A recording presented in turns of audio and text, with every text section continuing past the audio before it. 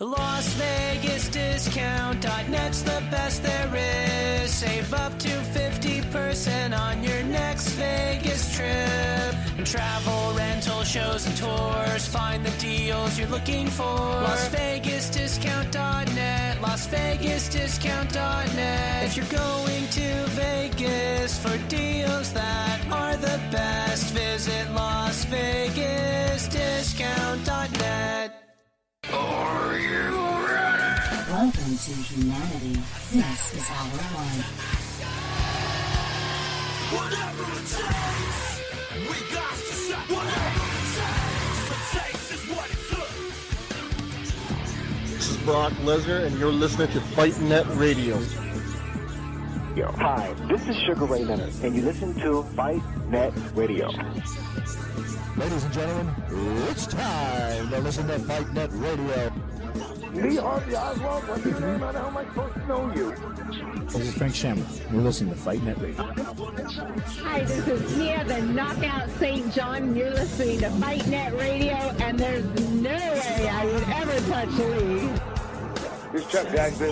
I am Stephen Bonner, and you're listening to Fight Net Radio. Dan Henderson, you're listening to Fight Net Radio. Everybody, welcome to Fight Net Radio, where Lee's burning every bridge there is out there. All right.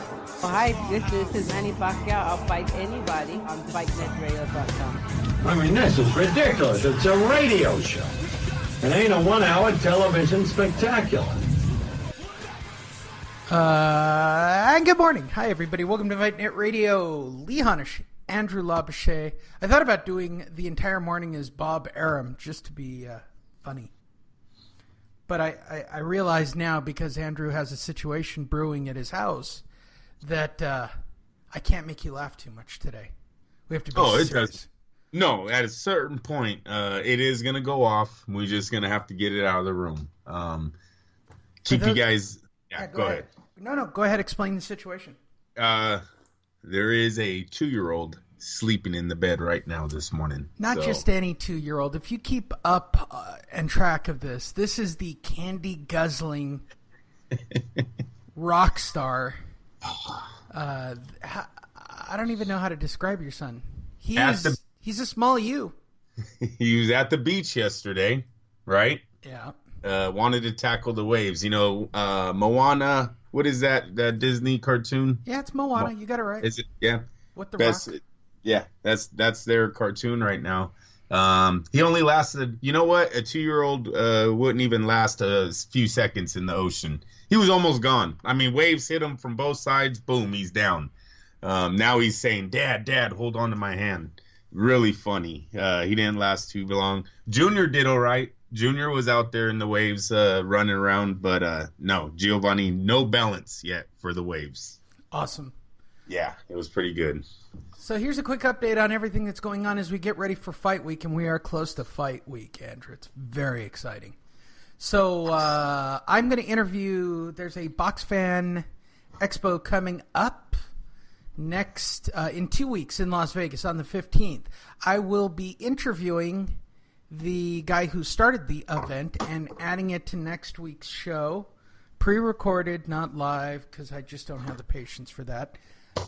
Secondly, next week as we gear up and get ready, I'm going to actually do the show on my GoToWebinar app. It'll just be Andrew and I, but you'll be able to see the stories that I'm looking at. So, and we'll upload that exclusively to the Facebook page, since I'm trying to do more social media stuff. So all you have to do really to get involved with the show is type in fightnetradio.com. It'll take you directly to our Facebook page. We used to have a website. Nobody used any of that crap. So I decided to just put it all the way back into social media. And there you go. For those, yeah, go ahead. I think at a certain point, social media is going to take over the internet entirely, correct? I mean, who really goes to websites anymore? All right, because my day job is marketing, I can safely say that I recently lost my Vimeo account, right? So I got thrown off of YouTube because I pissed off a lot of people and would upload, and people could complain to Google back in the day when there weren't too many videos. And I got blackballed from, this is a true story, I got blackballed from YouTube. Right. So then I moved over to Vimeo, which is a paid video service. Well, I do nothing but commercial webinar video uploads. So they wanted like 5 times the normal amount. So I pay like $100 a year for a really good Vimeo account. You will occasionally see it on the website where I've uploaded videos. Those are all from Vimeo. No commercials, really slick. And I got 2 days ago, before the account ran out for the year for the renewal, they told me I had to pay like $500 to continue to use it as a commercial account. I said, fuck you. That's crazy. So I recently just moved my business all the way over to Facebook. And you can type in Lee Honish and you can go see my Facebook page and you can like it if you'd like. But that's where I can host all my videos. And get this, Andrew, I can embed videos from Facebook onto my personal website. So why would I pay somebody when I'm getting the social media action and I can embed the videos? Like, I don't even understand that. I'm killing 2 birds with 1 stone by integrating it. Plus, I've got a hub system that takes anything I put on Facebook and puts it on my other social media. No brainer. I know. No, I hear you. The only thing some of these websites have is the redirect, right? As soon as you click on it, they send you to the website. But no, as far as people actually going to these websites to look for the news there first, and no, I think you're actually seeing it first on social media. A big example was the Khalil Mack, the big trade in the football, right? Yep. That hits Twitter first. People are like, I don't see it on the internet. That's because it hit Twitter first. It goes to Twitter, then most of the internet websites are going on Twitter. It is saying Khalil Mack traded. So it's the way of the world now. Everyone wants that first tweet, the first Facebook post. It's just where we're headed. Well, yes, it's funny because I just did a marketing event on Friday. And again, big plug for my day job. Just go to Facebook and type in Lee Honish and you can see the page. But I said on that video, I said that nobody reads. And I actually have proof of it now. I said there are 3 ways to add content to the web. One is video, one is audio, and I said the other is blogging. And I said, I can tell you firsthand blogging is 100% dead.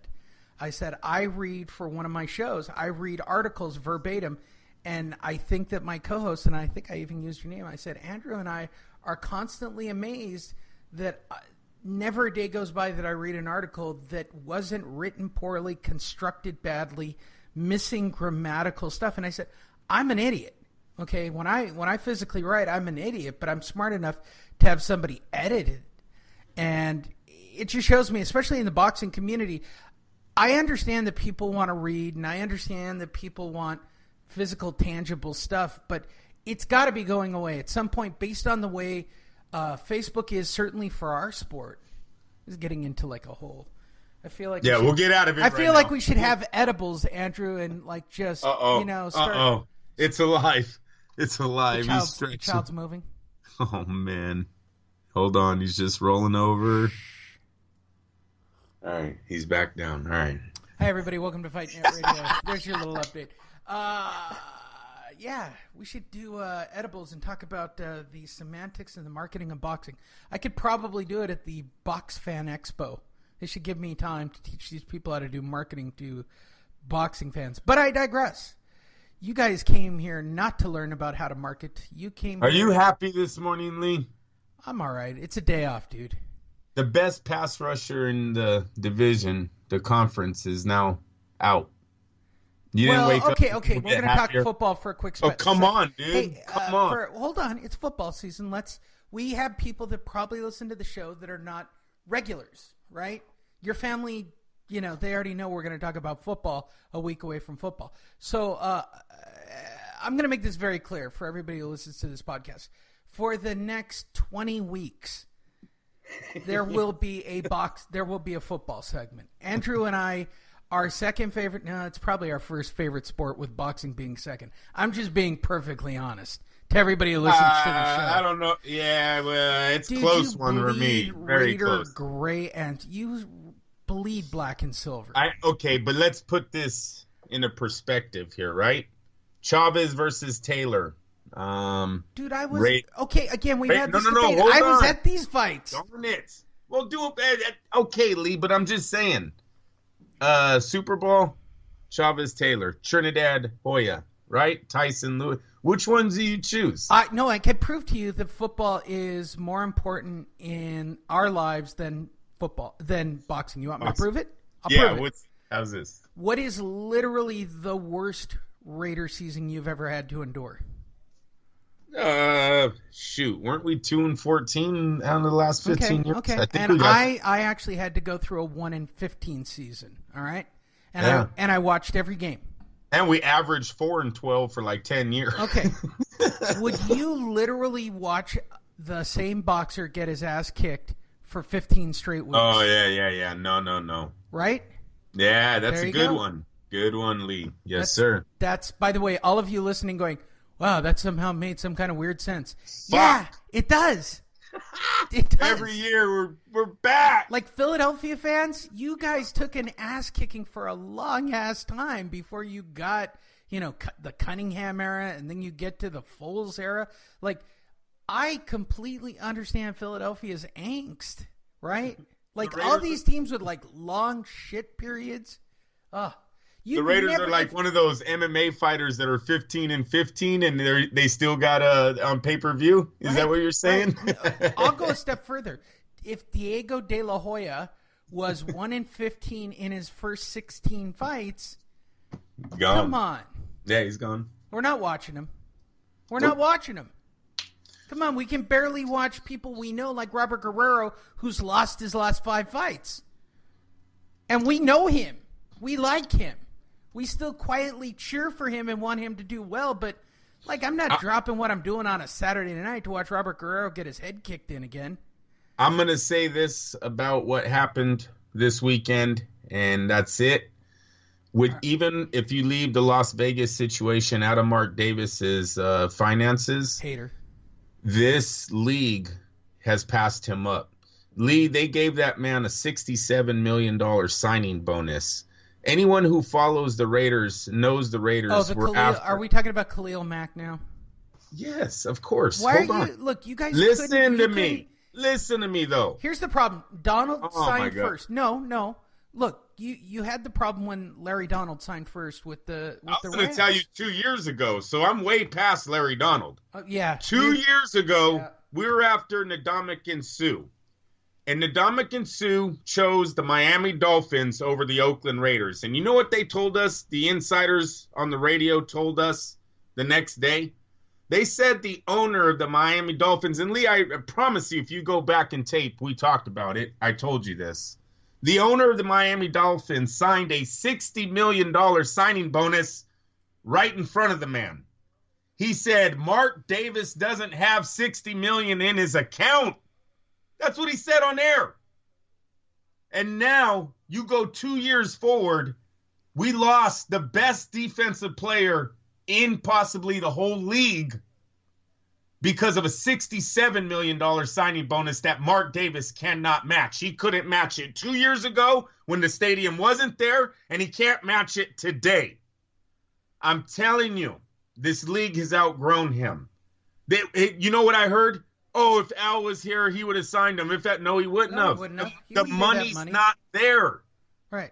Lee, it is a fact. Why doesn't he sell the team and just be rich? I mean, he's a fugly guy. Let's be realistic about Mark Davis. Like, he's not getting laid unless he pays for it. I'm hoping that is his out, right? He's if you move it to Vegas, you definitely get $1 billion for the team.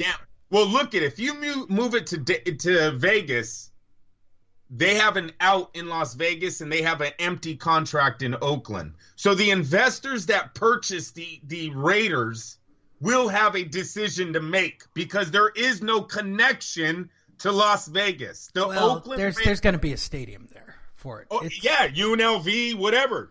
Yes, there will be a stadium there. But I'm telling you, if Mark folds on this stadium, the next billion-dollar company that has to pay at least $2.5 billion for this team are going to have an option of going back to the Bay Area or coming to Las Vegas. Lee, There is no tie to the Raiders organization.